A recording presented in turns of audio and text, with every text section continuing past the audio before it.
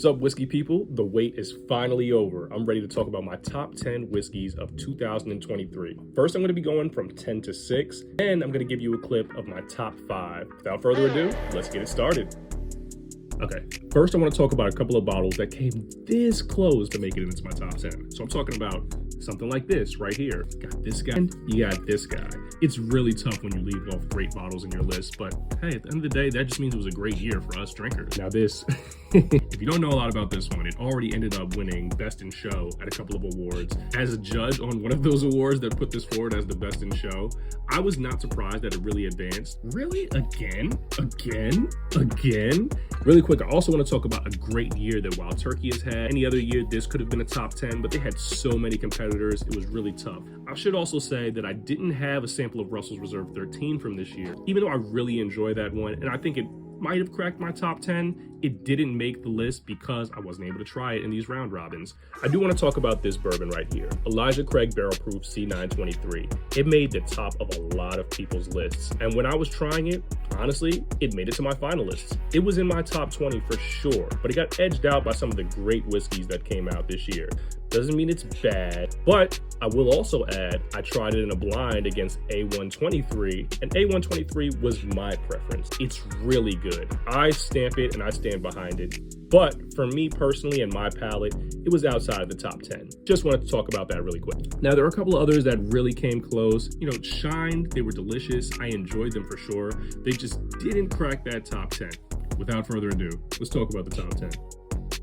Coming in at number 10, I had this one back at BBR, the Black Bourbon Run. When I first had it, it didn't wow me. I wasn't in the right mindset to actually judge this one.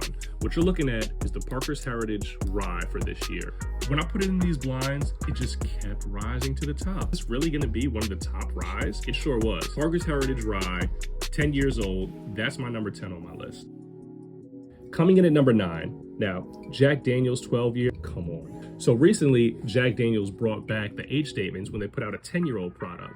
Now this year, they put out a 10-year and a 12-year-old product, and the 12-year for me is definitely the tops. Honestly, this won a lot of blinds against some heavy hitters. I wasn't surprised to see this crack the top 10, but I will say I was surprised at how well it performed in those blind performances. Jack Daniel's 12 is like that.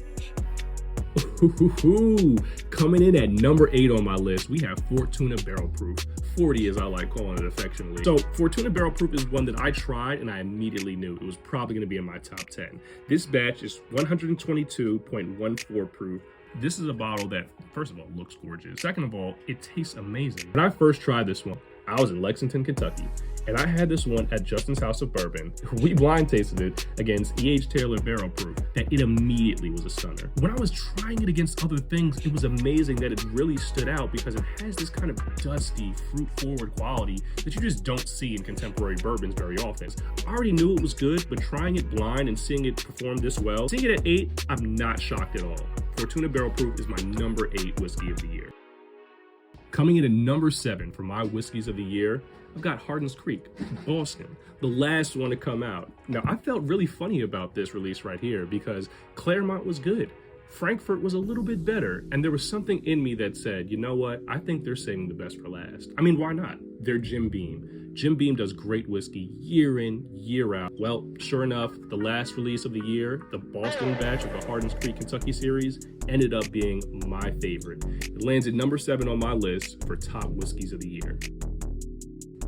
Okay, coming in at number 6 for my whiskeys of the year, we're talking about Four Roses Limited Edition. 25-year-old whiskey went into this release. I thought last year was good. I thought the year before it was really good. This one, I think, probably tops them both. When I first tried this, I was like, this is probably gonna be a top 3 whiskey of the year for me. Now, it is a little bit lower proof, which might explain why it didn't do as well in blinds, but it packs a punch when it comes to flavor. This one has a ton of depth, and you taste everything that older whiskey contributes to the blend, but at the same time, it's really well balanced. I thought this was gonna finish a little bit higher, but I'm not mad at it finishing in the 6th place slot. Like I said, it was a great year for whiskey. So, coming in at number 6 on my top 10 whiskeys of the year, Four Roses Limited Edition.